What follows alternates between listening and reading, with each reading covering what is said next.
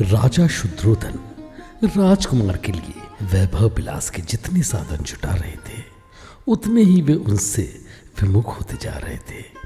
एक दिन सिद्धार्थ का बाल सखा बसंतक सिद्धार्थ से बोला, राजकुमार, आपके माता पिता आपसे कितना प्रेम और स्नेह करते हैं। उन्होंने आपके लिए संसार के लगभग सभी सुख उपलब्ध करा दिए हैं। बसंतक सिद्धार्थ बोले, संसार के सभी माता पिता अपनी संतान से प्रेम और स्नेह करते हैं। जिनके माता पिता की जितनी सामर्थ्य होती है वे उतनी अपनी संतान को सुख सुविधाएं उपलब्ध कराते हैं। किंतु यहाँ पर एक गंभीर प्रश्न उठता है। बसंतक ने कहा, वह क्या? संसार में सभी लोग एक समान क्यों नहीं हैं?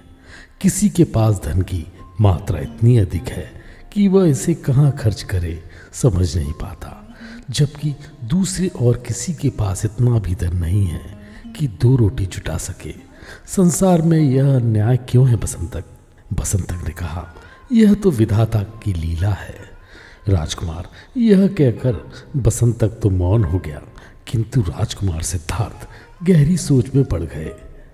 राजकुमार सिद्धार्थ संसार के सभी वैभव विलास के प्रति विरक्ति का भाव रखते थे। यह देखकर राजा शुद्रोधन चिंतित हो उठे। उन्हें असित ऋषि और राज ज्योतिषी की भविष्यवाणी याद आने लगी। राजा शुद्रोधन को लगा कि राजकुमार सिद्धांत में सम्राट की अपेक्षा संत के गुण अधिक है। कहीं वह राज्य का त्याग कर संन्यास ही ना ग्रहण कर ले। यह सोचकर राजा शुद्रोधन चिंतित हो उठे। अब राजा ने ऐसा कोई उपाय करने का निश्चय किया जिससे सिद्धार्थ पूरी तरह सांसारिक हो सके। अतः इस विषय में उन्होंने रानी प्रजावती से भी गहन विचार विमर्श किया।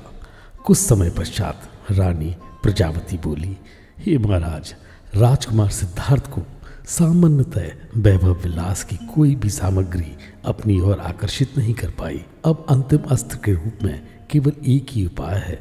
कैसा अंतिम अस्त्र और कैसा उपाय महारानी?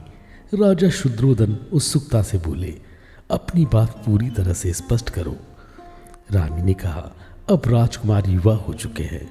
यदि हम उनका किसी सुंदर राजकुमारी से विवाह कर दें तो वह उसके सौंदर्य पाश में जकड़ा जा सकता है।